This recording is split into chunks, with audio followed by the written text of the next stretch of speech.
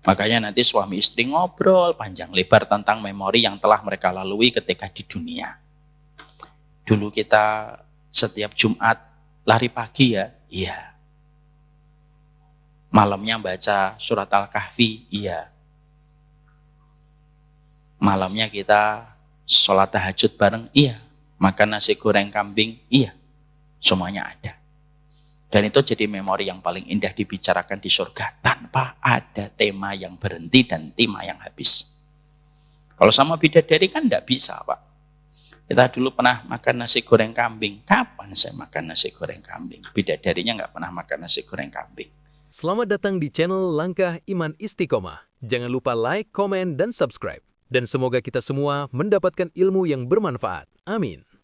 Alhamdulillah, tentunya senantiasa kita bersyukur kepada Allah atas seluruh nikmat yang Allah berikan kepada kita. Nikmat yang Allah berikan kepada kita, yang paling kita syukuri itu nikmat yang membuat kita beribadah. Itu kata para ulama, salah satunya Imam Ahmad. Nikmat itu dua, Pak. Ada nikmat yang membuat kita beribadah, ada nikmat yang membuat kita menjalankan keberlangsungan hidup kita saja. Kita dapat kenikmatan baju, ya sebatas menutup aurat dan menghiasi badan kita. Hanya sebatas itu. Tapi ada nikmat yang kedua. Nikmat yang membuat kita akhirnya bertambah ibadah kita dan ketaatan kita. Tentunya kita bersyukur. Bagaimana kita tidak bersyukur? Nikmat yang Allah berikan kepada kita, menjadikan kita ringan langkah kakinya untuk duduk, untuk mendengarkan setiap nasihat yang disampaikan Allah dan Rasul-Nya. Duduk mendengarkan ilmu 1 jam itu bukan perkara gampang. Kalau bukan karena Allah yang menggerakkan hati kita, membuat pantat kita bisa nyaman untuk diantara taman ilmu, tidak mungkin itu terjadi. Maka ini semua semata-mata pertolongan Allah dan anugerah besar yang Allah berikan kepada kita. Bukan karena hebatnya kita, bukan karena tempaan iman kita yang tebal dan kuat, bukan.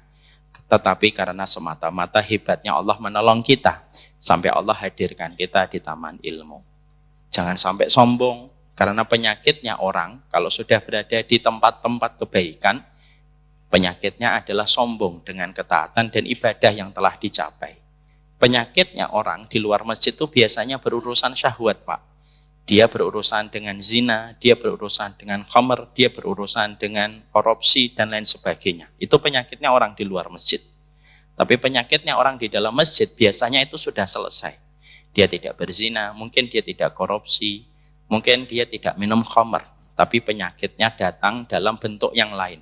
Penyakitnya orang kalau berada di tempat-tempat ilmu dan tempat kebaikan. Penyakitnya, kata Imam Ibnu Qayyim, penyakitnya biasanya sombong dengan pencapaian yang telah dicapai dan pencapaian yang telah dilakukan di dalam ibadah dan di dalam ketaatan yang dia lakukan. Makanya kalau kita ngerasa kita sudah mulai baik, kalau kita sudah mulai merasa kita sudah mulai taat, lalu tercipta kesombongan pada diri kita, itu biasanya, bukan biasanya, itu pasti datang dari setan. Dan kalau sudah mulai ada sombong di dalam ketaatan kita, bolehlah kita meniru salah satu ulama besar, Ibnu Taimiyah, yaitu adalah kita pegang dada kita, lalu kita baca salah satu ayat di dalam surat Al-Fatihah. Iyyaka na'budu wa iyyaka nasta'in. Ucapkan berkali-kali sampai betul-betul makna pada ayat itu kita resapi pada hati dan jiwa kita. Apa makna ayat itu, Ustaz? Kepadamu ya Allah kami menyembah dan kepadamu kami meminta pertolongan. Artinya, ibadah kita tidak akan pernah terselenggara kecuali karena pertolongan Allah yang hadir pada kehidupan kita. Jadi bukan karena kita, bukan karena hebatnya kita, bukan karena solihnya orang tua kita, bukan. Tapi faktor pertama adalah karena pertolongan Allah yang besar. Makanya kita kalau ada sombong pada hati kita, pegang dadanya, lalu ucapkan iyyaka na'budu wa iyyaka nasta'in. Setan itu selalu berusaha membuat kita sombong di balik ketaatan kita dan ibadah kita. Kapan saja. Bahkan ketika kita akan meninggal dunia sekalipun. Setan pun masih membuat kita bisa sombong di dalam ibadah kita. Supaya hancur berantakan ibadah yang telah kita lakukan. Saya sampaikan sebuah kisah nyata yang diceritakan ulang oleh Imam Al-Qurtubi di dalam kitabnya At-Tadhkirah li ahwalil mauta wa umuril akhirah. Imam Ahmad bin Hambal itu mencapai kesempurnaan yang luar biasa. Memang tidak sempurna, karena yang sempurna hanyalah Rasulullah. Tapi Imam Ahmad itu diakui sebagai imam Ahlus Sunnah. Bagaimana tegarnya beliau mempertahankan prinsip akidah Islam. Bagaimana sabarnya beliau ketika beliau ditangkap oleh penguasa pada saat itu dan dicambuk. Dan bagaimana luar biasanya Imam Ahmad ketika beliau telah mencapai keilmuan yang luar biasa. Imam Ahmad itu hafal 1 juta hadis. Bukan hanya matan, tapi riwayatnya. Itu betul-betul di luar kepalanya Imam Ahmad. Jadi mengalahkan program-program aplikasi kitab yang ada di komputer hari ini. Maka ketika Imam Ahmad itu dalam kondisi sakit yang berat, maka tiba-tiba Imam Ahmad itu berkata, "Ruh, pergilah anta, idhab, pergilah kamu."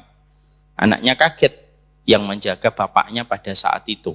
Kenapa bapaknya tiba-tiba mengeluarkan kalimat dan perintah untuk pergi? Tidak ada orang di ruangan itu kecuali anaknya. Karena istrinya Imam Ahmad sudah meninggal lebih dulu. Maka Imam Ahmad ditanya sama bapaknya setelah kondisinya agak membaik. Lalu bisa diajak komunikasi. "Wahai Abi, kenapa ketika kamu sedang sakit berat beberapa waktu lalu, tiba-tiba kamu mengatakan, pergilah kalian. Padahal di ruangan itu tidak ada siapapun kecuali saya yang saat itu menemani dirimu. Yang engkau usir siapa? Saya atau makhluk yang lain?"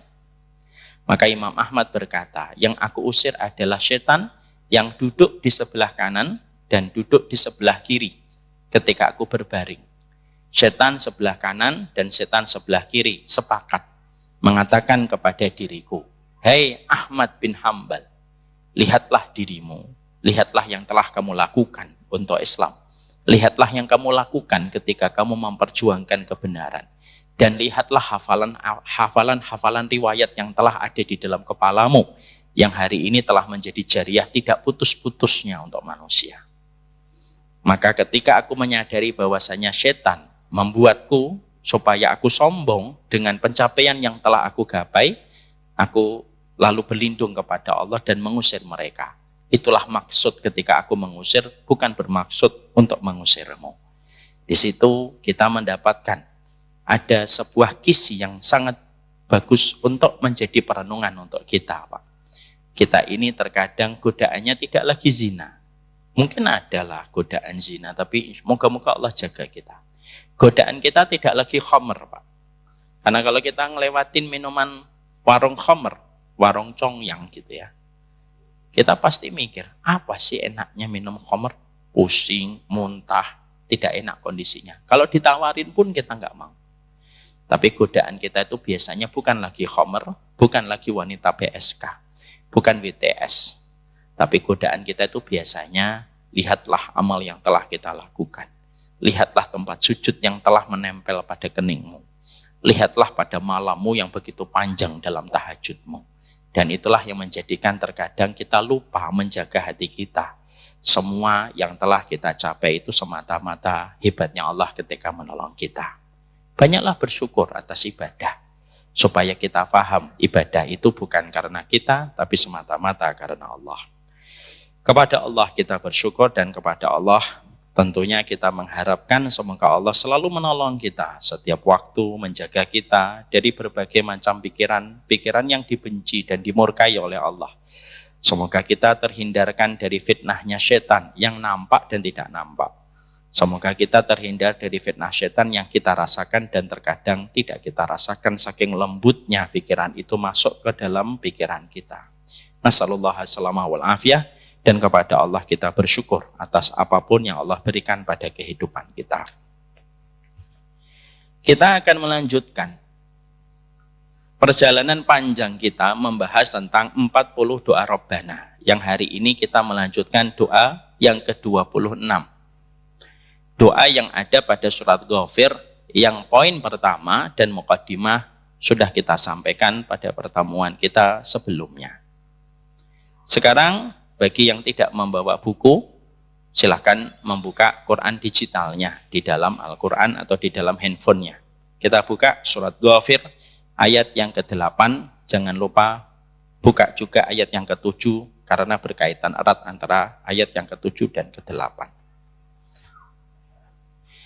Kita tentunya paham bahwasanya pembahasan kita, topik kajian kita dan pembahasan kita itu berbicara tentang satu doa yang Allah abadikan di dalam Al-Quran, yang termaktub dan terfirmankan pada surat Ghafir ayat yang ke-8.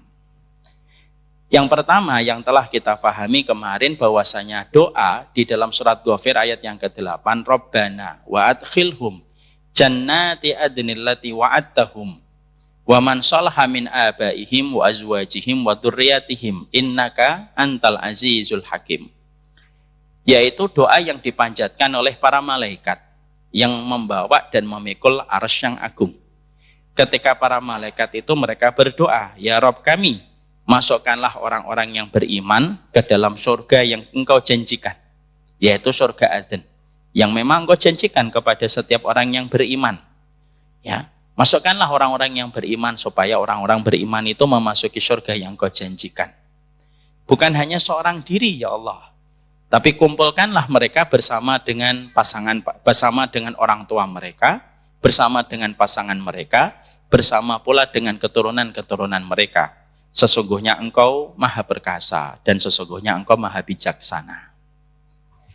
Ini merupakan sebuah doa yang tentunya doa ini bukan diucapkan oleh Nabi, bukan diucapkan oleh Rasul. Tapi doa ini diucapkan oleh malaikat di mana memberikan kepada kita sebuah pelajaran. Oh, ternyata malaikat itu bukan hanya bersifat menjalankan tugas. Dari setiap tugas yang Allah berikan kepada mereka, dari memikul arsy, dari menurunkan hujan, dan berbagai macam amanah tugas yang Allah berikan kepada para malaikat. Tapi ternyata di sela-sela aktivitas para malaikat itu menyelesaikan dan memenuhi setiap tugas yang Allah berikan pada kehidupan para malaikat, ternyata para malaikat itu senantiasa mendoakan orang yang beriman. Karena kita mengetahui apa yang dikatakan oleh seorang ulama, Mutarrif rahimahullahu ta'ala berkata, tidak ada makhluk yang paling sayang kepada manusia yang beriman kecuali adalah para malaikat. Dan sesungguhnya mereka memiliki rasa cinta dan tidak ada kasih sayang dan cinta yang paling besar yang diberikan kepada orang beriman. Kalau makhluk ini sudah jatuh cinta, kecuali itu adalah para malaikat ketika mencintai orang yang beriman. Insya Allah ya. Jadi memang malaikat ini bukan hanya mengisi langit, mereka bukan hanya menjalankan tugas, tapi betul-betul mencintai orang yang beriman. Makanya ini menjadi salah satu kunci Bapak dan Ibu. Kalau kita kadang-kadang menjumpai ada orang solih, ujiannya berat, tapi kenapa mereka mampu menyelesaikan ujian-ujian berat yang mampir pada teras kehidupan mereka, walaupun ujian itu terkadang kalau dikenakan kepada kita, mungkin kita tidak akan kuat memikul ujian itu. Maka jawabannya simpel. Karena pertolongan Allah dan cintanya malaikat kepada mereka yang menjadikan mereka diberikan oleh malaikat itu kekuatan yang menjadikan para malaikat mendoakan mereka, dan doa itulah yang mengubah menjadi energi besar bagi orang yang beriman di dalam menyelesaikan setiap ujian yang Allah kirimkan kepada mereka, karena mereka mendapatkan support terbaik dari para malaikat yang malaikat ini jumlahnya tidak terhitung. Dan ketika mendoakan orang beriman, mereka tidak pernah meminta pamrih atas doanya, dan mereka mendoakan setiap waktu kepada orang yang beriman di dalam kehidupan mereka. Ya, membayangkan diri kita dicintai dan didoakan malaikat itu nikmat besar dalam kehidupan yang terkadang kita hilang, Pak. Karena kita selalu memperhatikan makhluk dibandingkan kita memperhatikan makhluk yang tidak kelihatan, yaitu malaikat. Saya pernah punya pengalaman. Ini sebagai sebuah analogi. Saya ini pernah dulu ketika masih ngontrak, ngekos, ada salah satu teman saya, sahabat saya, datang ke kos-kosan saya. Malam jam 3 beliau bangun. Lalu bergerak keluar dari kamar menuju ke kamar mandi. Saya sudah bangun saat itu. Entah apa yang menjadikan saya pada saat itu tidak ingin langsung bangun. Saya seakan-akan posisinya kayak orang tidur, Pak. Teman saya sholat tahajud.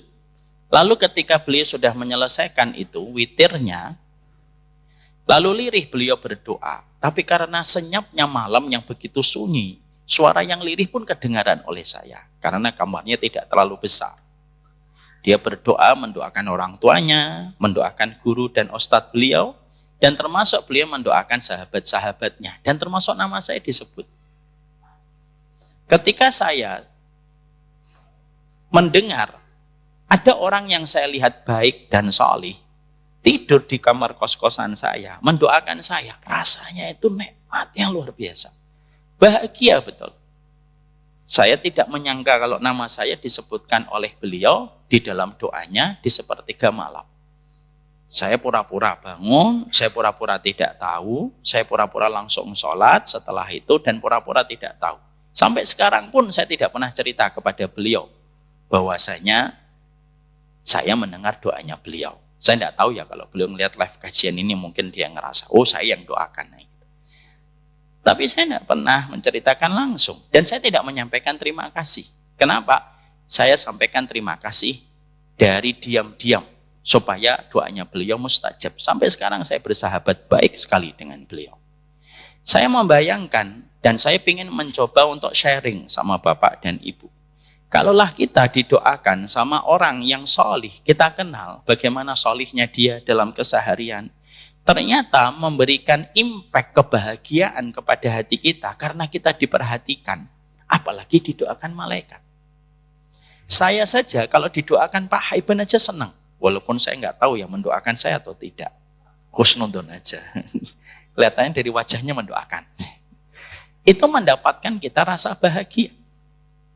Makanya akhirnya ayat ini sekaligus pula membangkitkan kembali dan menghidupkan kembali salah satu fragmen yang hilang pada kehidupan kita, bahwasanya kita ini sekarang karena dekatnya kita dengan makhluk, karena kita begitu dekat dengan keramaian, dengan platform media sosial yang ada sedekat jempol tangan kita, menjadikan kita itu kadang-kadang lebih memperhatikan kerumunan manusia daripada memperhatikan kerumunan malaikat. Makanya pada waktu lalu saya menyampaikan kan, wa kamin masyhur fit dunya majhulun fis sama, wa kamin majhul fit dunya masyhurun fis sama. Berapa banyak orang terkenal di mata manusia, tidak ada orang yang tidak kenal kalau namanya disebut di antara manusia. Tapi ternyata dia tidak dikenal para penduduk langit. Tidak ada penduduk langit yang mengenalnya. Karena penduduk langit itu mengenal kita dengan ketaatan kita, Pak. Karena penduduk-penduduk langit itu frekuensinya itu ibadah. Makanya kalau kita tidak mengeluarkan frekuensi ibadah, karena malaikat itu diciptakan untuk taat kepada Allah, la ya'sunallaha ma'amarahum wa yaf'aluna ma yu'marun. Karena malaikat itu kan sifatnya satu. Melakukan apa yang Allah perintahkan, meninggalkan apapun yang Allah larang. Makanya kalau kita tidak mengeluarkan ibadah, getaran frekuensinya itu tidak ketangkep sama malaikat. Akhirnya nggak dikenal oleh malaikat kalau kita banyak dosa dan banyak maksiat. Makanya saya ingat sebuah riwayat dalam riwayat Tirmidzi. Ketika Nabi Yunus itu seorang nabi yang memiliki sebuah kebiasaan, rutinitas. Beliau itu selalu berzikir. Hampir dominasi 24 jamnya seorang Nabi Yunus itu berzikir. Sampai para malaikat itu kenal suara Nabi Yunus.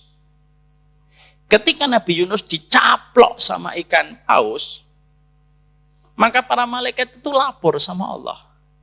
Kami kenali suara ini, tapi dari tempat yang kami tidak ketahui. Itu kata Rasulullah dalam riwayat Tirmidzi. Saya ulang kembali. Kami kenali suara ini, tapi dari tempat yang tidak kami ketahui.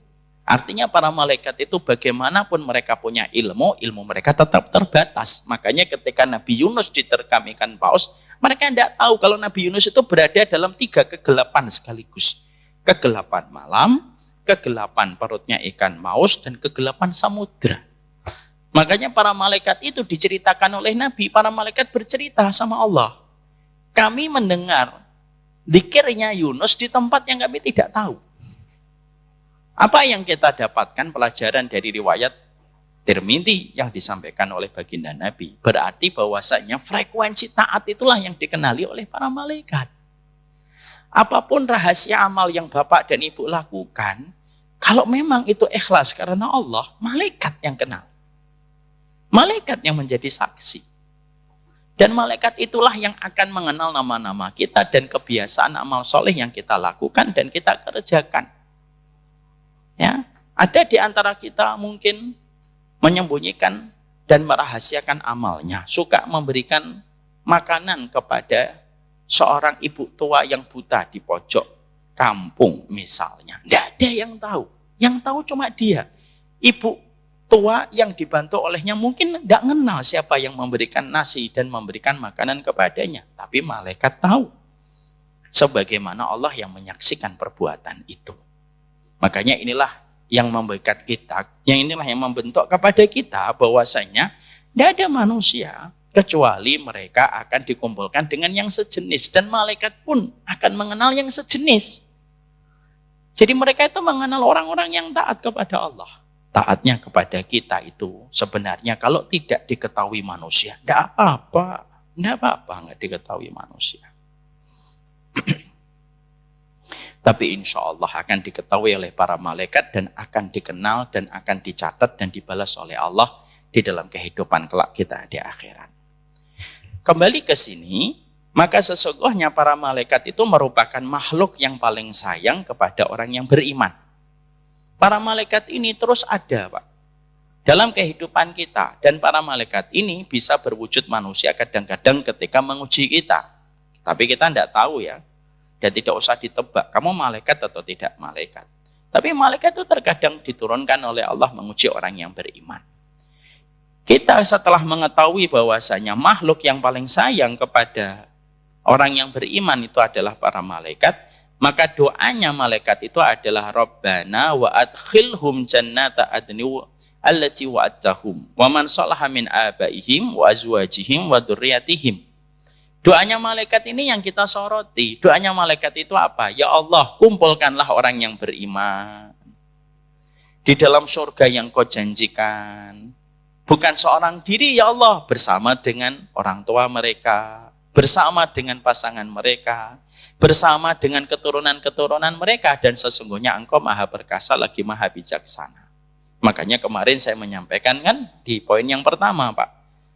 Malaikat saja dia tidak menikah. Malaikat itu tidak punya keluarga.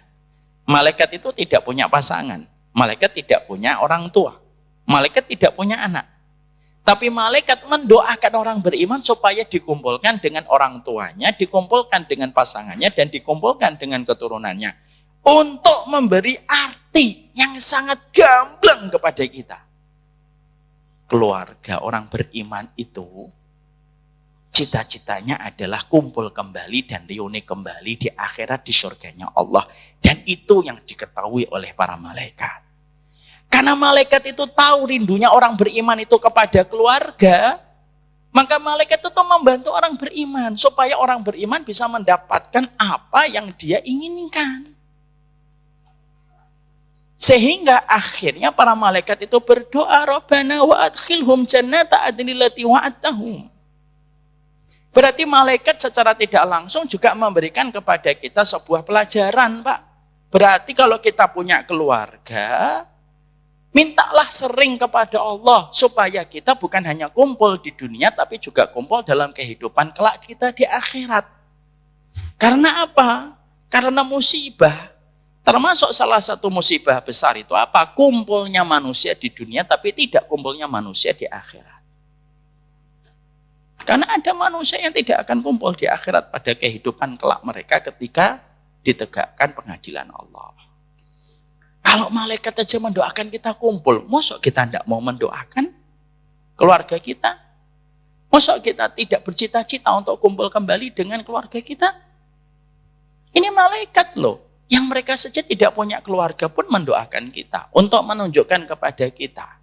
Arti sesungguhnya di dalam berkeluarga itu adalah ketika kumpul di akhirat. Makanya Allah berikan kepada kita keluarga. Supaya Allah melihat seberapa besar kita membawa keluarga kita menuju kepada surganya Allah. Itu saja cita-cita kita. Masalah kamu rumah dapat atau rumah kontrakan, nggak ditanya sama Allah. Kenapa kamu kontrak? Nggak ditanya sama Allah.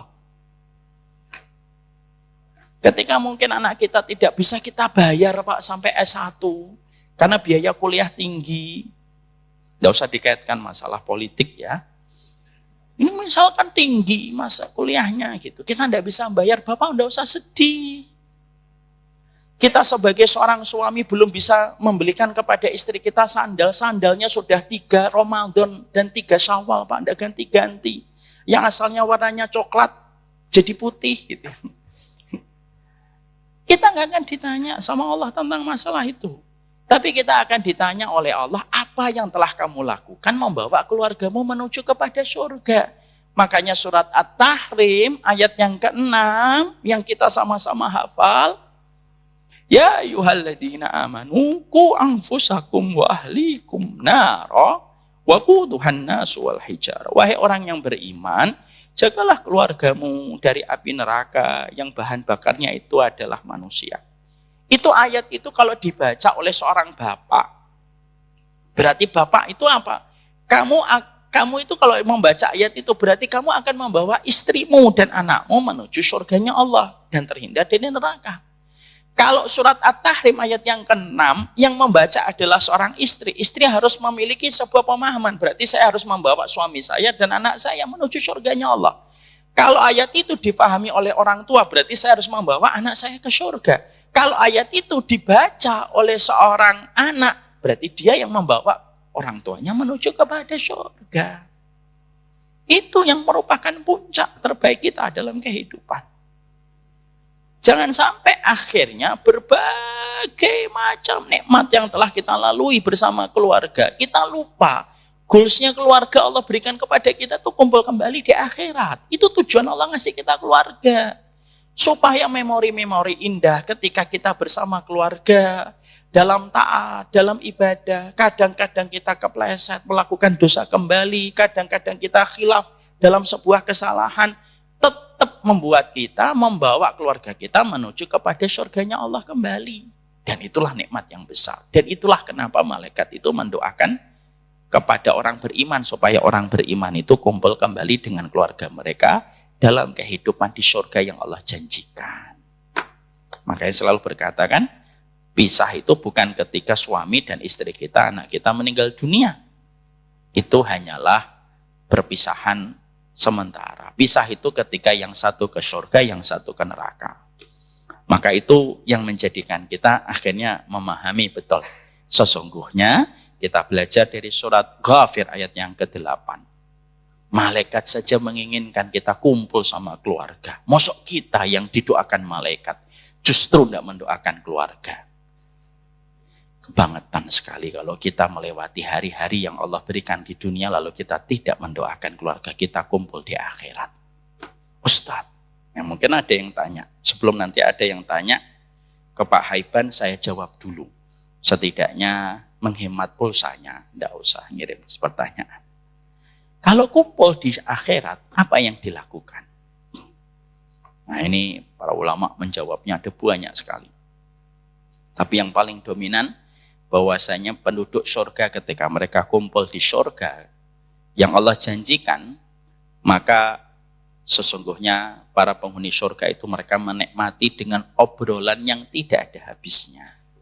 Karena di surga itu tidak ada malam, tidak ada pagi, Pak. Tidak ada tidur, tidak ada mengantuk. Kerjaannya apa? Di atas dipan kita berbicara dan ngobrol tanpa henti. Kenapa ngobrol, Ustaz? Karena obrolan itu salah satu kenikmatan hidup. Ketika di dunia kita ngobrol dengan yang satu frekuensi, biasanya sampai 3 jam kita tidak terasa. Di akhirat itu jauh lebih nikmat. Makanya maaf ya, saya sudah berkata berkali-kali kan, sampai seorang suami pun kalau sudah berkumpul dengan istrinya di surga, kecantikan bidadari tidak akan mampu bisa mengalahkan seorang istri di hati suaminya selama istrinya itu memasuki surga. Makanya nanti suami istri ngobrol panjang lebar tentang memori yang telah mereka lalui ketika di dunia. Dulu kita setiap Jumat lari pagi ya, iya. Malamnya baca surat Al-Kahfi, iya. Malamnya kita sholat tahajud bareng, iya. Makan nasi goreng kambing, iya. Semuanya ada. Dan itu jadi memori yang paling indah dibicarakan di surga tanpa ada tema yang berhenti dan tema yang habis. Kalau sama bidadari kan enggak bisa, Pak. Kita dulu pernah makan nasi goreng kambing. Kapan saya makan nasi goreng kambing? Bidadarinya enggak pernah makan nasi goreng kambing. Maka itu yang pertama. Poin yang kedua yang disampaikan oleh para ulama, ada sebuah ungkapan indah yang disampaikan oleh Sa'id bin Zubair. Ketika beliau membaca surat Ghafir ayat yang ke-8, maka beliau menyampaikan kepada kita sebuah riwayat. Ada sebuah riwayat yang menjadi sebuah pelajaran ilmu untuk kita. Saya bacakan riwayatnya. Inna rajula yadkhulul jannah qabla qarabatihi. Ada laki-laki masuk surga lebih dulu. Qabla qarabatihi, sebelum keluarganya. Kata Sa'id bin Jubair dari hadis Rasulullah SAW. Ada laki-laki masuk surga sebelum keluarganya, keluarga dan keluarganya.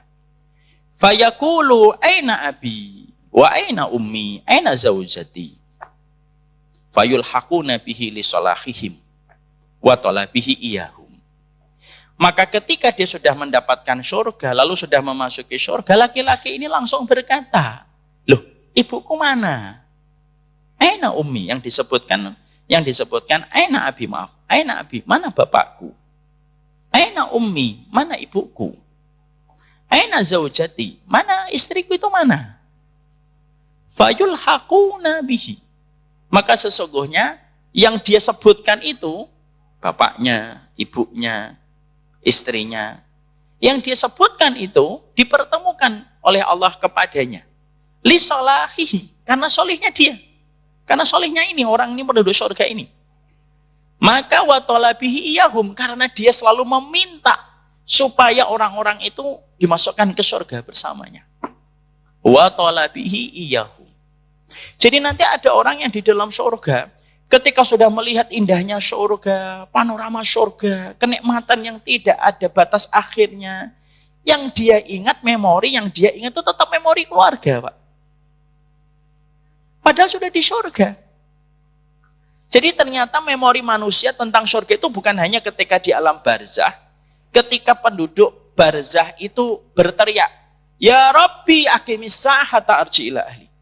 Ya Rabbku, tolong segerakan kiamat supaya aku lekas berjumpa dengan keluargaku. Itu teriakan penduduk alam barzah. Yang pertama, setelah dia menyelesaikan pertanyaan Munkar dan Nakir. Ternyata bukan hanya di alam barzah. Sampai ketika seseorang innar rajula yadkhulul jannata. Lihat Pak hadisnya. Seseorang laki-laki masuk ke surga qabla qarabatihi, sebelum keluarganya. Karena masuk surga itu berombongan, Pak, tidak satu fase, tidak satu masa, tidak satu tempo.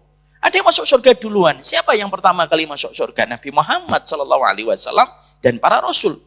Lalu setelahnya itu kelompok-kelompok. Wasiqal ladzina taqaw rabbahum ila jannati zumara. Nanti masuk surganya itu berombongan, berkelompok-berkelompok. Ada yang masuk surga duluan, tetapi yang lain masih tercacar di belakang. Maka ketika sudah memasuki surga, biasanya kita kalau di tempat yang indah itu kan biasanya lupa sesaat, Pak. Kita akhirnya lupa tentang ini karena senangnya. Tapi ternyata ketika seseorang yang solih masuk surga, memori yang tidak mampu dia hilangkan di pikiran dia, itu memori dia tentang keluarganya. Makanya dia berteriak, kata Rasulullah, "Aina abi, mana bapakku? Aina ummi, mana ibuku? Mana istriku?" Dari riwayatnya Sa'id bin Zubair inilah, akhirnya para ulama di dalam fatwa-fatwa mereka, saya mencoba melihat di dalam kitab, ternyata yang bisa memberi syafaat itu bukan hanya anak kepada orang tua.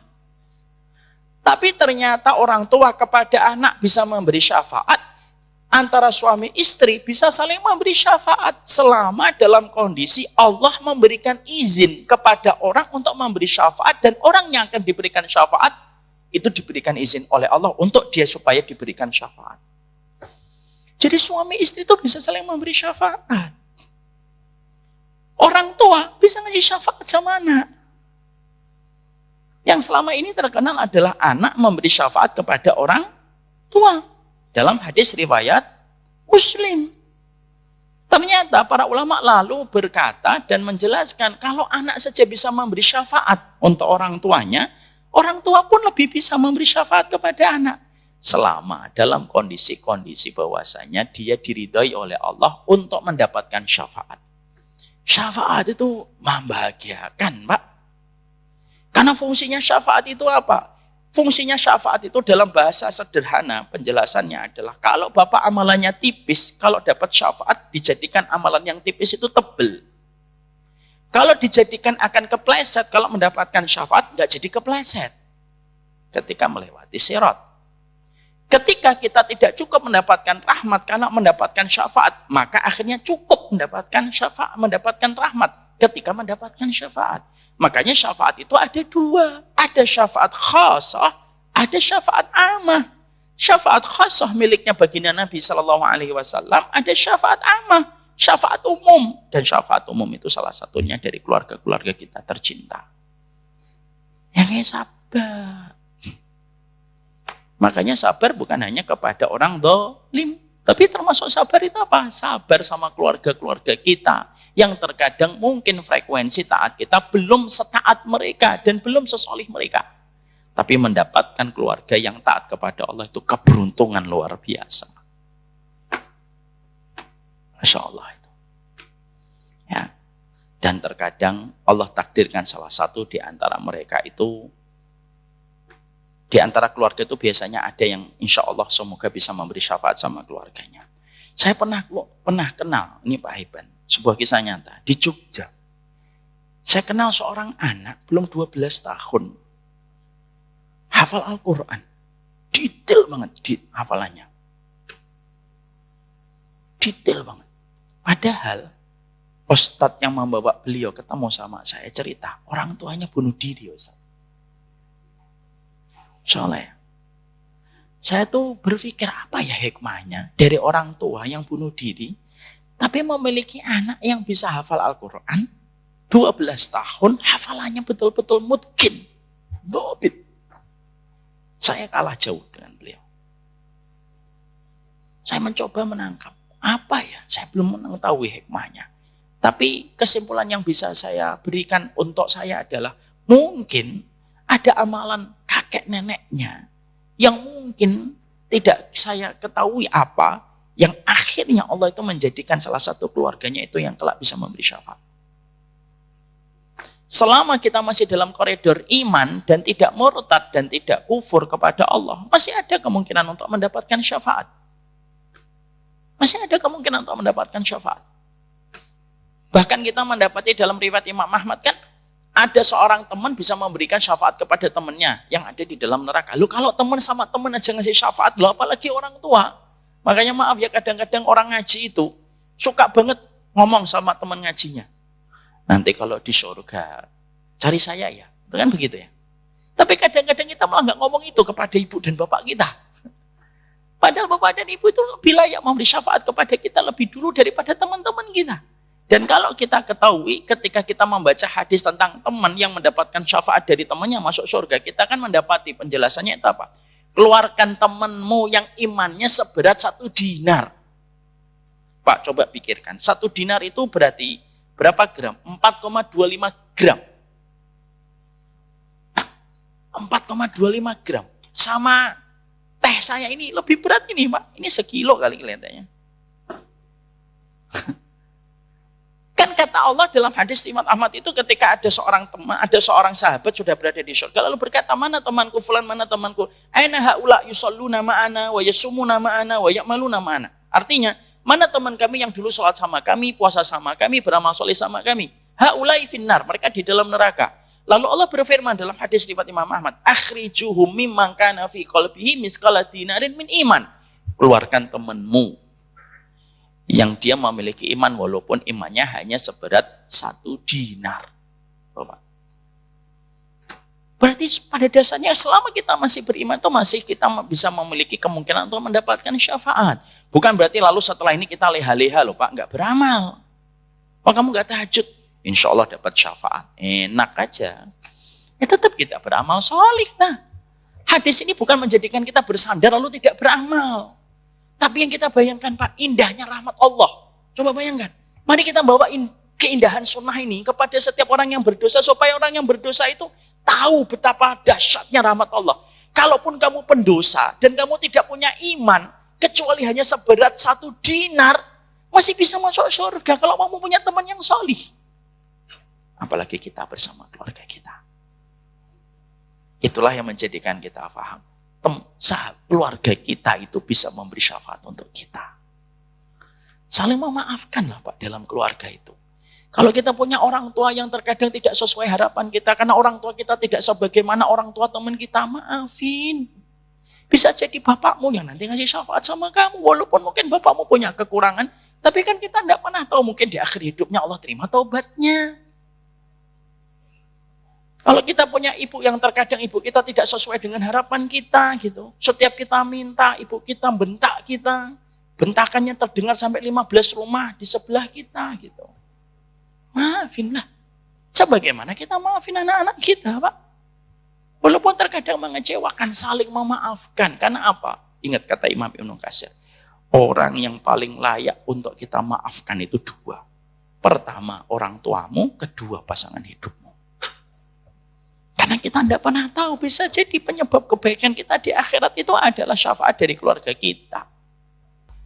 Jadi disinilah kita memahami pada poin yang kedua dari kesimpulan setiap para ahlul ilmi ketika mereka memberikan perspektif dan memberikan kepada kita interpretasi pada surat Ghafir ayat yang ke-8, memberikan faedah bahwasanya setiap keluarga itu saling bisa mewariskan kebaikan dan saling bisa memberikan syafaat pada kelak kehidupan di akhirat. Tentunya ini memerlukan sebuah syarat dan syarat itu termaktub di dalam ayatnya. Makanya kita dapatkan di dalam ayatnya adalah waman sholaha min abaihim wa azwajihim wa dzurriyyatihim. Yaitu syaratnya bukan hanya sekedar keluarga yang bertemu dalam urusan nasab, tapi ada sebuah kalimat yang Allah sampaikan pada doanya malaikat ini. Apa itu? Waman sholaha min abaihim. Yaitu adalah kalangan orang-orang yang sholih dari keluarga mereka. Jadi di sini akhirnya pertemuan itu memerlukan sebuah syarat. Sebagaimana ketika kita ingin berjumpa dengan klub kesayangan kita, kita ini harus memberikan pengorbanan untuk mendapatkan tiket supaya berjumpa dengan klub kesayangan kita. Kita membeli tiketnya, kita mengeluarkan uangnya, sampai akhirnya kita datang ke stadion untuk bertemu dengan klub kesayangan kita. Setiap pertemuan itu selalu ada syarat. Kalaulah kita berjumpa dengan klub kesayangan kita, ternyata di situ ada sebuah syarat sama. Pertemuan dengan keluarga pun ada sebuah syarat yang harus kita perhatikan dan harus kita penuhi syarat itu, supaya kita mendapatkan kelayakan di dalam kita berjumpa dan bertemu. Maka kalimat itu syaratnya itu di mana? Sebuah kalimat waman sholaha. Ya, jadi Allah tidak hanya menyebutkan min abaihim wa azwajihim wa dzurriyyatihim, tapi Allah menyebutkan sebelum Allah menyebutkan orang tua, sebelum Allah menyebutkan tentang pasangan dan anak, Allah menyebutkan waman sholaha. Sholaha itu orang yang solih dari keluarga mereka, dari para bapak orang tua mereka, pasangan mereka, dan keturunan-keturunan mereka. Berarti akhirnya kesolihan itu harus kita berikan di dalam kehidupan keluarga kita, dengan saling kita mengingatkan, dengan kita saling menasehati, dan di dalam kita mengajak keluarga kita menuju kepada perkara yang Allah cintai dan Allah ridhoi. Ini harus ada sebuah kerja aktif untuk menghadirkan kesolihan pada keluarga kita. Saya pernah terkesan, Pak dan Ibu, ada sebuah dialog antara seorang syekh di televisi nasional di Saudi dengan seorang penanya, seorang ibu. Ibu itu berkata kepada syekhnya di ruang studio televisinya. Beliau, sang ibu, bertanya dari rumahnya, "Syekh, saya itu sayang sama anak saya, tapi terkadang kalau subuh saya itu tidak tega membangunkan anak saya, dan anak saya sering sekali tidak sholat subuh tepat waktu. Apa yang Apa saran yang kamu berikan kepada saya sebagai seorang ibu ketika mendapati kondisi anak saya semacam ini? Perhatikan jawaban syekhnya. Syekhnya lalu memberikan jawaban begini yang bagus sekali. Ibu, kalau ibu dapati rumah ibu terbakar, lalu api sudah mulai merambah ke kamar anak ibu, kira-kira ibu akan membiarkan anaknya terbakar dengan kamar yang terbakar, atau ibu akan berusaha membangunkan semaksimal mungkin supaya anak bangun dan terselamatkan dari kobaran api yang menyala-nyala? Ibu itu langsung menjerit dan berkata, ya pasti saya bangunkan, Syekh. Gak mungkin saya biarkan anak saya terbakar di dalam rumah yang terbakar. Sama, syekhnya itu dengan begitu lembut. Lalu beliau berkata, sebagaimana usaha ibu menyelamatkan anak ibu dari kobaran api yang membakar rumah ibu, sebagaimana itu pula sebenarnya usaha ibu untuk menyelamatkan anak ibu dari jilatan api neraka. Ibunya langsung terdiam. Bahasanya sederhana, tapi ngena nggak ke kita? Ngena ke kita, Pak. Kadang-kadang kita mendapati bahwasanya ketika kita dalam keluarga, kita sudah dijelaskan sama Allah surat Ghafir, kita berjumpa di akhirat. Tapi waman sholahanya tidak kita hadirkan, kesolihannya tidak kita ikhtiarkan. Anak kalau subuh tidak kita bangunkan. Kita biarkan anak itu tidur dengan memiliki sebuah perasaan kasihan kalau dibangunkan. Dan nanti malah terbangun dan akhirnya kurang tidur. Dan kita biarkan. Hal-hal semacam ini yang akan menjauhkan pertemuan dan perjumpaan indah di akhirat. Makanya kita harus membangunkan, terutama sholat subuh, Pak. Saya mengingatkan diri saya dan mengingatkan untuk Bapak Ibu. Sholat subuh itu salah satu momentum yang luar biasa. Karena apa? Sholat subuh bersama dengan anak itu istimewa sekali. Sholat subuh itu disaksikan malaikat malam yang belum balik ke langit dan disaksikan malaikat siang yang belum memulai tugas. Dua malaikat shift ini mereka menyatu dalam satu ruangan untuk di dalam masjid menyaksikan siapa yang menghadiri sholat subuh berjamaah. Kita ini orang tua lemah. Kalau kita orang tua lemah, titipkanlah sama Allah. Kalau kita tahu kita ini orang tua rapuh yang sering sekali terkadang masih penuh dengan dosa dan maksiat, nitiplah sama penjagaan para malaikat. Dan bagaimana anak kita dikenal sama malaikat? Kalau sholat subuhnya saja tidak kita bawa ke dalam masjid, supaya disaksikan malaikat siang dan malam. Bawalah anak kita, walaupun memang repot, Pak. Walaupun memang repot, bawa anak banyak itu gimana nggak repot, Pak? Saya aja kalau bawa anak yang satu digendong, yang satu pingin pipis, Pak. Yang satu nangis, coba. Kadang-kadang aduh. Tapi itu harus kita bawa, karena memori itulah yang nanti akan diingat mereka pula ketika mereka dewasa. Dan itulah perkara kita mengenalkan mereka kepada para malaikat. Ini anak saya ya Allah, ini anak saya para malaikat. Nggak usah ngomong gitu juga ya Pak. Ya. Nih malaikat, nih anak saya nih, nggak usah gitu. Tapi itu cara kita supaya anak kita itu dikenal oleh para malaikat. Supaya ketika kita sudah mengikhtiarkan sholih, maka kita kalaupun ada sesuatu, ketika kita lemah penjagaan kita, contoh kita di rumah, anak kita pergi sama lingkungannya, maka Allah akan menjaga, Pak. Ketika para malaikat pun menjaga ketika mereka mengenali anak kita. Di waktu-waktu istimewa ketika mereka berada di rumahnya Allah. Itu yang kita harus mengerti. Lah gimana kita bisa mendapatkan sebuah nikmat berjumpa dengan keluarga? Kalau kelingking kaki bapak, tidak ketemu kelingking kaki anaknya. Di dalam sop sholat. Gimana kita bisa menghadirkan kesolihan untuk berjumpa dengan keluarga kalau bahu kita tidak pernah ketemu bahu anak ketika kita sholat? Repot sih repot, emang repot. Tapi itulah yang namanya ikhtiar kita mensolihkan supaya kita mampu mengaplikasikan ayat yang ke-8 surat Ghafir tadi, waman solahannya ini loh. Kalau sama anak begitu. Anak bapak ketika perempuan sudah mulai beranjak dewasa, diajaklah ngobrol Pak, diajak bicara bahwasanya jodoh kamu itu adalah orang yang justru tidak pernah megang kulitmu, yang tidak pernah menyentuh kulitmu. Kita harus mulai sampaikan itu, bagian dari ikhtiar. Ketika kita sama suami istri, kita berikhtiar saling mengingatkan. Istri kita keluar tidak pakai kaos kaki, ingatlah lah mana kaos kakimu.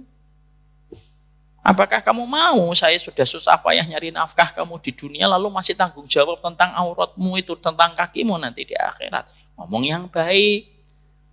Karena itu ikhtiar kita. Selama kita ngomong yang baik, insya Allah penerimaannya juga baik. Dan itu yang harus kita lakukan. Meeting harus kita kerjakan. Supaya betul-betul akhirnya keluarga bukan hanya bertemu, satu keluarga itu betul-betul berkomunikasi. Bukan hanya sekedar satu keluarga, tapi menjadi keluarga yang betul-betul kita memberikan seluruh kewajiban kita kepada keluarga itu.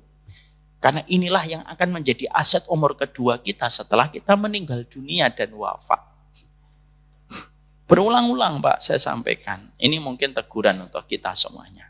Kalau saya meninggal dunia, berapa lama Bapak ingat saya? 2 hari, 3 hari? Alah, enggak lah Pak. Paling juga 3 hari, 2 hari Bapak sudah lupa dengan saya. Bapak sudah sibuk dengan urusannya lagi. Bapak nanti akan lihat grup, sudah berurusan dengan istri yang lagi ngambek. Oh lupa Pak, Ustadz yang baru meninggal dunia itu lupa. Siapa yang paling ingat dengan kita Pak? Anak kita.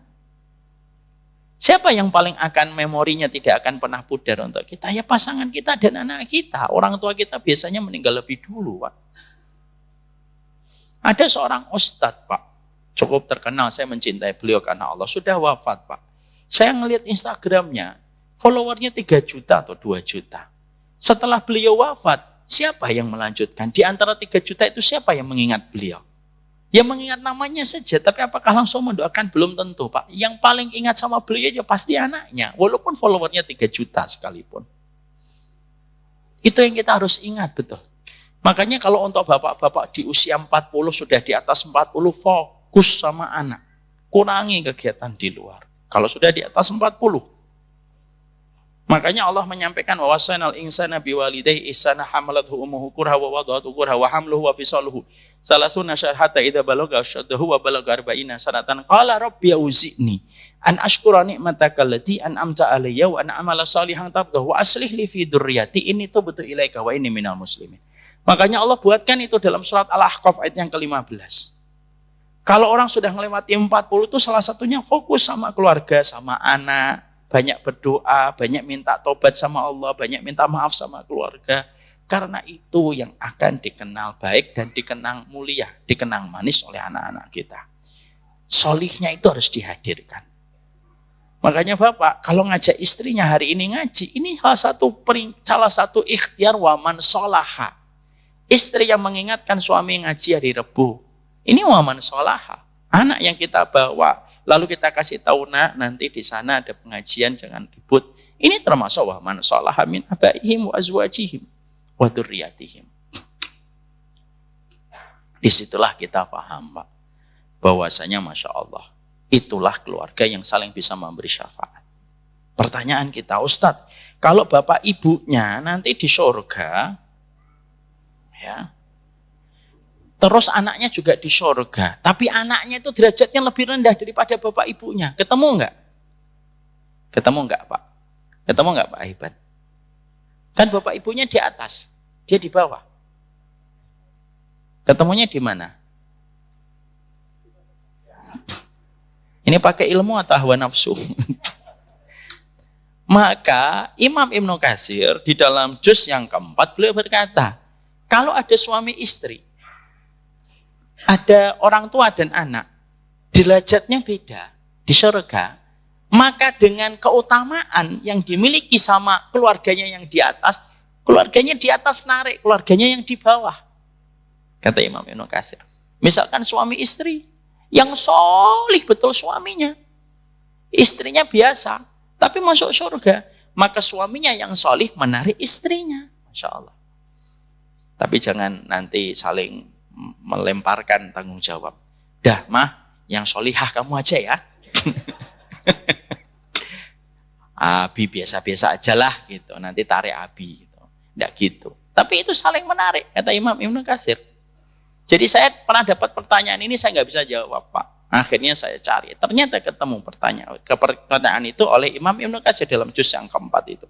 Jadi keluarga yang di atas itu, termasuk dari permintaan yang tidak pernah ditolak di surga itu permintaan untuk ketemu dan berjumpa dengan keluarga dalam satu derajat.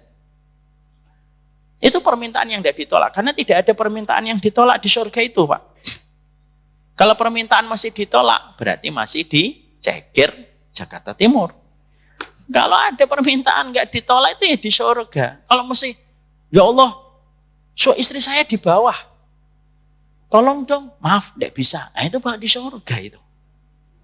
Atau malah jangan-jangan, istri saya di bawah, ya Allah, biar aja ya Allah, biar saya di sini aja, jangan gitu. Maka sesungguhnya mereka saling menarik, kata Imam Ibnu Katsir. Dan itu indahnya ketika nanti saling ngasih syafaat. Inilah indahnya orang beriman, Pak. Makanya kalau kita punya iman, visanya kita nanti di akhirat itu visa iman, Pak. Enak. Enak betul kalau punya visa iman itu. Makanya kalau orang tidak beriman, itu mereka merasakan bahwasanya perjalanan akhiratnya itu berantakan karena tidak punya visa. Bapak pergi ke Singapura, tidak punya visa, repot urusannya, Pak. Kita sekarang lihat ada jamaah-jamaah haji yang sedang diusir, Pak. Nasallallahu alaihi wasallam, semoga para haji itu diberikan kesabaran kalau mereka ditipu. Tapi ketika mereka visanya ziarah, bukan visa haji, Pak, digrebek di hotel, terus digelendeng ke imigrasi, dideportasi, Pak. 10 tahun tidak bisa masuk Saudi. Hanya karena tidak bisa punya visa haji. Loh, tidak punya visa haji, hanya visa ziarah saja, tidak bisa masuk haji. Itu repotnya masalah. Loh, apalagi tidak punya visa di akhirat. Iman, itu visa kita di akhirat. Makanya kalau keluarga kita beriman, itu syukuri. Walaupun terkadang belum sebagaimana yang kita harapkan. Karena kita masih banyak melihat ada keluarga-keluarga yang kita lihat itu anaknya beriman, orang tuanya belum beriman, orang tuanya beriman, anaknya nggak beriman. Setidaknya syukuri, jangan hanya menuntut tanpa melihat apa yang sudah Allah berikan dalam kehidupan keluarga kita. Jadi yang kedua yang kita dapati bahwasanya keluarga saling bisa memberi syafaat kepada sesama keluarganya. Indahnya betul. Ada perkataan bagus dari Imam Ibnu Qayyim begini.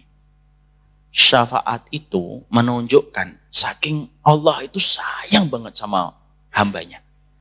Sampai-sampai yang memasukkan surga bukan hanya amalnya, tapi syafaat dari orang-orang yang ada di sekitarnya pun bisa memasukkan dia ke surga. Itu kalau bukan Allah yang Maha Rahman, tidak mungkin itu ada dalam kehidupan pengadilan Allah di akhirat. Beruntungnya kita punya Allah yang sempurna di dalam rahmatnya. Ya, dan kita harus berterus mengharapkan rahmatnya Allah. Kita boleh takut sama siksa, wajib. Tapi ketakutan kita sama siksa tidak boleh mengalahkan harapan kita bahwasanya Allah itu rahmatnya besar sekali. Keluarga kita kalau masih beriman, insya Allah masih ada harapan mendapatkan rahmat. Selama ikhtiar kesalehan kita hadirkan. Bapak dan Ibu, saya ingin sampaikan betapa besarnya rahmat Allah diceritakan oleh Fudail bin Iyad. Fudail bin Iyad, seorang ulama tabi'in, jalan beliau akan melaksanakan sholat asar. Ada satu rumah tidak jauh dari masjid. Suaranya itu bising, ada pertengkaran antara seorang wanita, seorang ibu dengan anak. Anaknya nangis, meraung-raung. Fudail bin Iyad itu lewat. Dia sempat mikir, ada apa ya di dalam rumah itu? Bising sekali suaranya. Ketika tidak terlalu jauh dari rumah itu, tiba-tiba beliau dikagetkan. Ternyata pintu rumah itu terbuka secara kasar. Gruek gitu. Ternyata tangisan anak yang tadi agak samar-samar jadi jelas. Ada anak yang lagi nangis membuat marah ibunya. Ibunya nyeret anaknya, diseret di depan pintu rumah. Ditutup dari dalam oleh ibunya. Jeder. Ya. Jadi yang dinamakan ibu kalau lagi marah, banting pintu, banting panci itu dari dulu, Pak. Dari zaman tabi'in itu sudah ada. Semoga ibu-ibu dimaafkan oleh Allah dosa-dosanya. Tapi itu sudah dari dulu ada. Dibanting-banting, jeder gitu. Kata Fudail bin Iyad. Lalu anaknya itu ngetok pintu. Omi gitu. Meminta supaya dimaafkan. Fudail bin Iyad sempat berpikir, dosanya anak ini apa kok sampai umiknya marah segitunya gitu. Ya namanya anak. Fudail bin Iyad tidak bisa campur tangan karena dia tidak tahu masalah. Cuma beliau berpikir, ya nanti moga-moga umiknya segera memaafkan. Langsung dia ngelewatin anak itu ketika masih nangis, ngetok pintu tidak capek dengan derai air mata. Fudail bin Iyad sholat asar. Dengan sholat asar selesai, dzikir sore selesai, dia pulang. Lewatin rumah yang sama, Pak. Ternyata anak itu masih di depan pintu rumah, kelelahan, keletihan, tapi tangannya tidak pernah berhenti mengetuk pintu. Umi, walaupun suaranya sudah tidak sesering ketukan sebelum Fudail bin Iyad melaksanakan sholat asar. Loh, ketika Fudail bin Iyad lewat, tiba-tiba ibunya kembali membuka pintu dari dalam. Grek gitu. Lalu anak itu didekap sama ibunya. Ibunya nangis, ibunya memaafkan, dan ibunya mengatakan, jangan diulang lagi ya. Ya Mi, gitu. Akhirnya sang anak dimasukkan ke dalam rumah, ditutup pintunya. Baik-baik. Bapak tahu apa yang dilihat oleh Fudail bin Iyad? Fudail bin Iyad gemeter. Gemeter, kakinya gemeter dia. Lalu beliau berkata, dalam salah satu tulisan yang dinukil oleh banyak sekali tabi'ut tabi'in. Beliau berkata, kalaulah seorang ibu memiliki rahmat yang sedemikian besar kepada anaknya sepanjang jalan, sebesar apapun kesalahan sang anak, sang ibu memiliki hati yang lebih besar daripada kesalahan sang anak. Apalagi Allah yang menciptakan ibu di seluruh muka bumi. Gemeterlah itu yang dinamakan oleh Fudail bin Iyad itu. Dan beliau menuliskan itu untuk menggambarkan Allah mensifati dirinya dengan kata Ghaffar. Itu nyata adanya. Nah, makanya kita terus meminta rahmat keluarga kita walaupun belum sholih. Ya sudah, selama mereka tetap beriman, tetap kita syukuri dulu. Walaupun tetap ikhtiar kesholihan tetap kita hadirkan. Karena ini merupakan syarat dari apa yang Allah sampaikan di dalam ayat wa man sholaha min abaihim. Ikhtiar kita lakukan, sholat malam kita lakukan berjamaah. Boleh nggak Ustadz melakukan sholat malam berjamaah? Boleh. Suami istri? Boleh. Dalilnya mana Ustadz? Dalilnya riwayat Muslim. Ketika Ibnu Abbas pernah nginep di rumahnya Maimunah, bibinya. Maimunah siapa? Istrinya Rasulullah. Satu-satunya sahabat yang merekam kehidupan malamnya Rasulullah itu ya Ibnu Abbas. Masuklah beliau ke dalam rumahnya Rasulullah setelah Rasulullah melaksanakan sholat isya. Pulang, Ibnu Abbas mengatakan, saya mau tidur di rumahnya Khalah, yaitu Maimunah. Rasulullah fa'adina lahu, diizinkan oleh Nabi bareng-bareng dengan Rasulullah dari Masjid Nabawi. Ibnu Abbas itu di belakangnya. Nggak berani karena sikap murid kepada guru kayak gitu. Dia nggak berani di sampingnya, nggak berani di depannya, di belakangnya Ibnu Abbas itu. Masuklah Rasulullah ke rumahnya Maimunah karena jatah gilirannya kepada Ibunda Maimunah. Disitulah Ibnu Abbas itu melihat kehidupan malamnya Rasulullah. Oh, Rasulullah itu ngobrol Pak habis isya dengan Ibunda Maimunah. Setelah itu beliau zikir istirahat.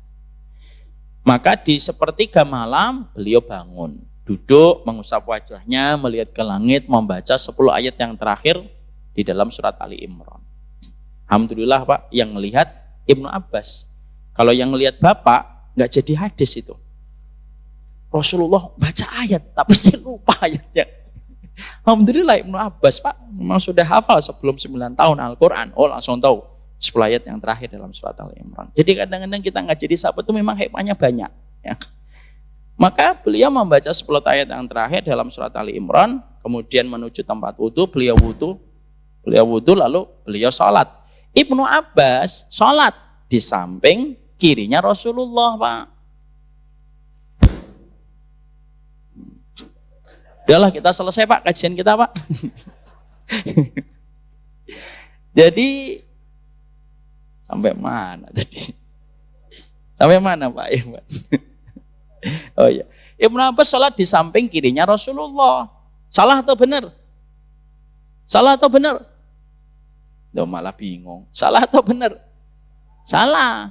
Maka kemudian dijewer oleh Nabi, jeweran kasih sayang. Set, dijewer, shoot, diletakkan di sebelah kanan. Disitulah beliau bermakmum kepada Nabi sholat malam. Berarti itu dalil sholat malam itu bisa dilakukan suami istri, boleh ditinggalkan sesekali, boleh berjamaah. Kalau ada ibu-ibu nanti ngomong komplain, saya nggak mau Ustadz gitu. Kenapa?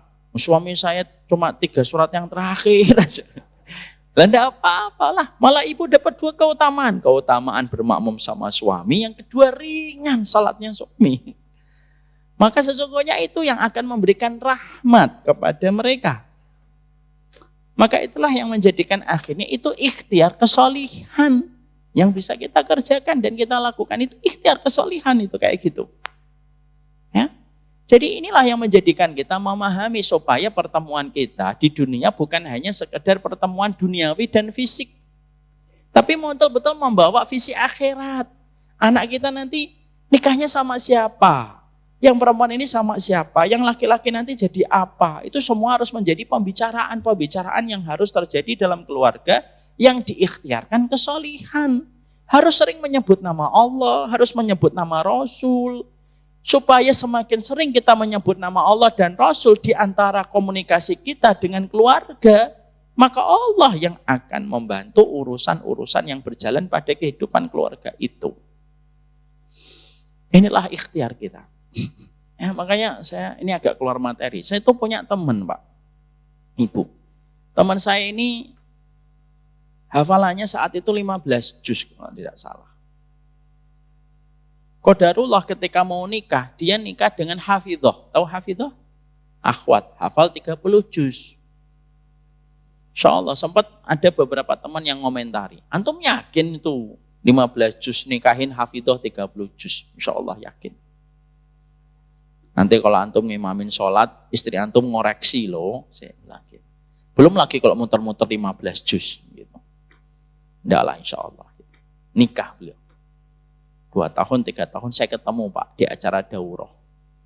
Ketemu di acara daurah, kita ini sama teman tuh biasa Pak, nanya hafalan Quran itu bukan untuk sombong-sombong, hal biasa itu. Ternyata saya mendapati hafalannya 15 juz itu naik 30 juz Pak. Jadi akhirnya 3 tahun nikah dengan seorang hafidhah, hafal 30 juz. Masya Allah. Bapak enggak usah berandai-andai, coba saya nikah. Enggak Pak, sudah basicnya memang Bapak enggak hafal, enggak usah. Hafal 30 juz Pak. Masya Allah.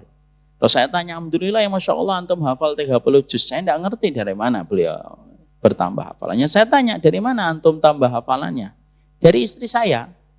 Jadi ternyata beliau setiap hari nyetor hafalan Quran sama istrinya. Masya Allah.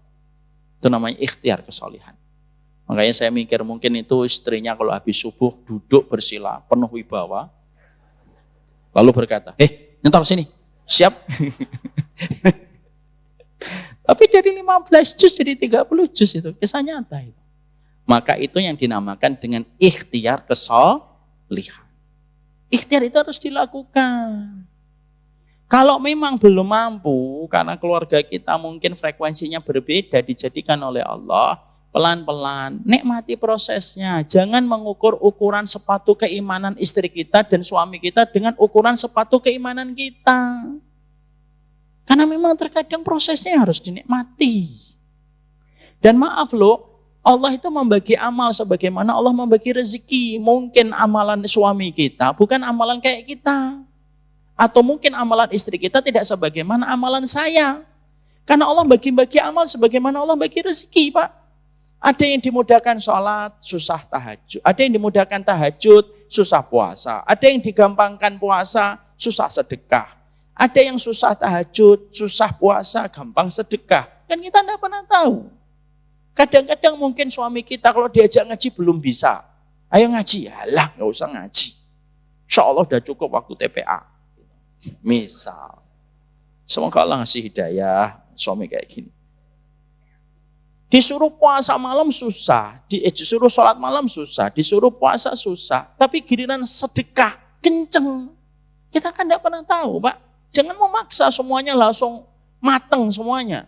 Bisa jadi dia kalau sedekah banyak. Nanya sama Pak Hiban, berapa yang dibutuhkan itu lift itu nggak jadi-jadi itu.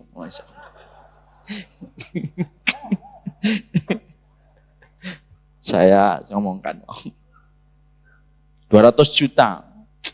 Ya udah saya transfer 400 juta. Loh, kebanyakan. Enggak apa-apa. Saya udah nggak butuh yang 200 juta. Kenapa yang ngaminkan Pak Iban doang? Amin insya Allah. Karena bisa jadi memang suaminya rezeki amalnya di situ. Kadang-kadang ibu-ibu maaf sekali moga-moga nggak ada di sini. Kadang-kadang ibu-ibu itu memaksakan standar amal itu terlalu sempurna. Yo mas, rajin tahajud, puasa sunnah, ya, sedekah yang banyak, ngaji, hafalin Quran. Kadang-kadang kita tidak bisa memaksakan setiap amal itu dikuasai semuanya oleh suami kita ataupun istri kita. Nikmati aja yang sudah dia jalankan supaya Allah tambah pelan-pelan. Sabar dan syukur di dalam menghadapi pasangan kita supaya kita berikhtiar dengan ikhtiar kesolihan. Ini ikhtiar kesolihan kita. Karena terkadang memang setiap orang itu dapat ujiannya memang beda-beda. Ada yang ujiannya keluarga. Contohnya ada salah satu ulama besar dalam mazhab Imam Malik namanya Al-Libad Al-Maliki rahimahullahu ta'ala. Ujiannya itu istrinya itu kasar, bentak-bentak beliau, tidak hormat sama beliau. Bahkan suaminya Al-Libad ini ulama besar dalam mazhab Maliki itu dituduh berzina. Loh, suaminya dituduh berzina, coba. Itu tidak tuduhan main, itu ada tuduhan main-main itu. Tapi ketika Al-Libad Al-Maliki ditanya, gimana kamu melihat istrimu? Perhatikan jawaban dari beliau. Kullun nas mihnatun wa mihnati zaujati. Semua orang itu punya ujian. Ujianku itu ya istriku itu. Dan dia bersabar. Makanya ikhtiar kesolihan tetap harus dilakukan, tetapi bersabar. Sembari kita terus meminta kepada Allah supaya kita terhindar dari berbagai macam fitnah di dalam ruang kebersamaan kita dengan keluarga tercinta kita. Ya, sembari kita selalu menjaga dari perkara-perkara yang bisa menjerumuskan kita kepada kerusakan dalam komitmen kebersamaan kita dengan keluarga kita. Itu yang kedua. Poin yang ketiga, ya, mari kita perhatikan Pak, perhatikan itu ayatnya. Allah menyampaikan di dalam ayatnya itu adalah ada kata min abaihim wa azwajihim wa dzurriyyatihim. Disebutkan oleh Allah itu kata min abaihim, yaitu bapak atau suami. Orang tua tapi yang jadi suami atau jadi bapak. Kenapa disebutkan laki-laki dulu bapak ataupun suami daripada kata perempuan? Di sini ada penjelasan. Karena ternyata dosanya seorang suami itu, damage-nya, rusaknya yang ditimbulkan itu lebih besar daripada dosanya seorang istri kepada keluarga. Ini bukan berarti seorang wanita meremehkan dosanya dia. Tapi dosanya seorang bapak dan dosanya seorang suami, itu daya kerusakannya itu jauh lebih besar daripada kerusakan dari dosa seorang istri dalam kehidupan berumah tangga. Ibaratnya dosanya istri kita konversikan kayak bom atom. Dosanya suami kita konversikan kayak bom nuklir. Makanya ketika ada seorang laki-laki sudah berdosa, lah kerusakan yang meliputi dan menyelimuti keluarga itu dari berbagai macam kesulitan itu jauh lebih banyak daripada dosa yang ditimbulkan istri ketika dia melakukan itu pada waktu berkeluarga. Sekali lagi bukan berarti seorang ibu meremehkan dosanya, enggak. Makanya maaf, makanya ke kondisi ketika ada kata dayus. Tahu dayus? Laki-laki yang tidak diajak bicara oleh Allah. Itu konteksnya laki-laki atau untuk perempuan? Laki-laki, untuk suami. Dayus untuk suami. Kenapa enggak ada dayusah untuk perempuan? Karena memang untuk laki-laki. Makanya Allah menyebutkan di sini itu min abaihim. Min abaihim itu bapak. Dari jalurnya seorang, dari jalurnya laki-laki itu bapak, dari jalurnya suami istri itu berarti suami min abaihim ini. Karena pada dasarnya dosanya seorang laki-laki itu membawa keburukan pada keluarganya lebih cepat menuju neraka daripada dosa yang dilakukan seorang istri pada keluarga itu. Walaupun sama-sama itu memberikan kesulitan pada keluarga. Makanya menjadi suami itu harus hati-hati. Karena semenjak dia menikah, semua yang terjadi pada dirinya ketika dia sudah berkeluarga, ketika berkaitan sama maksiat, berkaitan tentang dosanya, yang merasakan itu adalah keluarganya. Ini bukan berarti nanti ibu-ibu ngomong, wah tepat sekali materi ini Ustadz, Masya Allah, jazakallah khair Ustadz, gitu. Alhamdulillah suami saya hadir di sini, enggak gitu. Tolong ya materi tentang suami istri itu tidak kita jadikan menjadi amunisi untuk nyerang pasangan. Maaf ya, ada beberapa kondisi yang tidak baik. Kalau ada suatu materi disampaikan ustadz tertentu, menyebutkan tentang hak-haknya istri, Masya Allah, istri langsung mengeraskan itu volumenya. Tolong dengerin Bi, ini penting sekali. Karena haknya istri. Nanti ketika membahas tentang hak-haknya suami, Masya Allah, tolong dimatiin itu volumenya. Jangan gitu. Tapi ini memang masalah yang disebutkan para ulama begitu. Artinya suami di dalam kehidupan berumah tangga itu sangat-sangat menjadi sentral view-nya.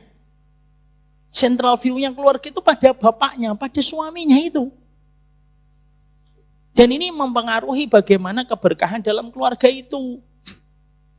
Makanya menjadi laki-laki ketika dia qawwam, mampu mengarahkan, mengendalikan keluarganya, tegas kapan dia lembut, maka membawa kebaikan untuk keluarga. Tapi ketika seorang laki-laki sudah tidak memiliki qawwam, apalagi sudah dirusak, dia kemayu dan memiliki sifat kayak perempuan, ya keluarga itu tidak akan bisa menuju kepada kebaikan. Hilangnya qawwamnya laki-laki pada kehidupan berkeluarga, bukan rusaknya bukan hanya sama suami, tapi rusaknya sama anak, rusaknya sama istri, itu disebabkan ketika laki-laki sudah rusak qawwamnya. Makanya seorang laki-laki dalam kehidupan mereka ketika membina rumah tangga, selain dia meminta sama Allah keluarga yang dikumpulkan di akhirat, minta Pak sama Allah, ya Allah jadikan saya menjadi laki-laki yang qawwam untuk istri dan anak saya.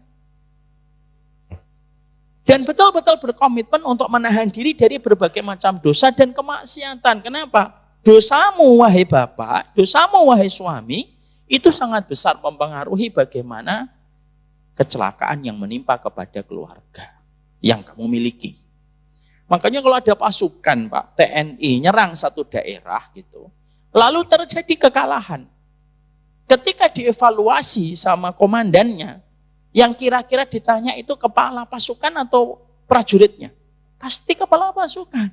Kenapa kamu nyerang? Kamu tidak mengevaluasi dulu tempatnya. Yang selalu ditanya kepalanya dulu Pak. Makanya akhirnya ikan itu ketika pertama kali busuk mananya? Kepalanya. Pernah makan ikan kan? Tunggu kalau itu kita lihat. Ikan itu yang paling pertama kali busuk itu kepala. Makanya Allah menyebutkan kata min abaihim itu tidak salah. Kalau kepalanya masih seger, seluruh badan ikan seger. Tapi kalau kepala sudah busuk, badannya akan busuk itu.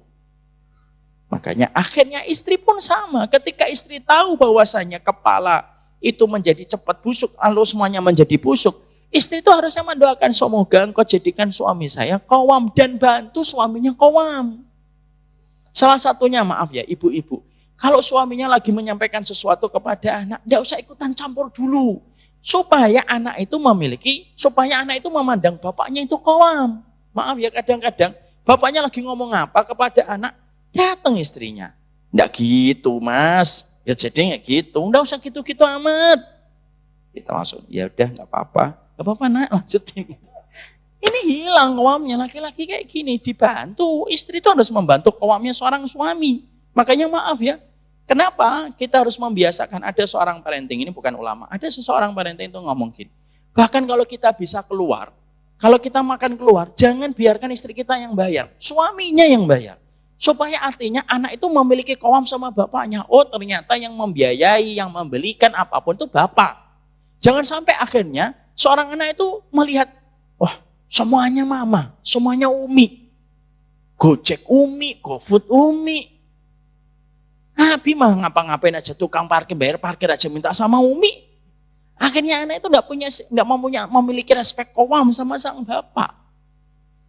Maka disitulah kita itu memohon kepada Allah supaya hadirkan qawwamnya. Ikan pertama kali yang busuk kepala. Keluarga pertama kali yang rusak itu kalau datang dari seorang kepala keluarga. Itu yang ketiga. Yang keempat, nah tentunya yang keempat itu sebagian para ulama mengatakan tipe-tipe keluarga itu ada 4. Ada keluarga yang ketemu di dunia, tapi tidak pernah ketemu di akhirat. Itu keluarga orang yang tidak beriman. Ada keluarga yang tidak ketemu di dunia, ketemu di akhirat. Contohnya seorang kakek dan nenek tidak ketemu cucunya di dunia. Tapi ketika di akhirat mereka ketemu ketika sama-sama sholih. Kita dengan Nabi Muhammad tidak pernah ketemu, tapi nanti ketemu di akhirat insya Allah kalau kita setia mengikuti jalan sunnahnya Rasulullah. Yang ketiga, ketemu di dunia bertengkar hebat di akhirat. Sebagaimana surat Az-Zukhruf 67. Kapan itu? Ketika keluarga tidak berikhtiar kesalihan. Sudahlah ketemu, sudahlah saling menghormati aja, tidak usah saling mengganggu. Hobimu apa silahkan, apa aktivitasmu silahkan. Yang penting kita tidak bertengkar. Kadang-kadang diam itu jadi bom waktu yang meledak di akhirat. Ya.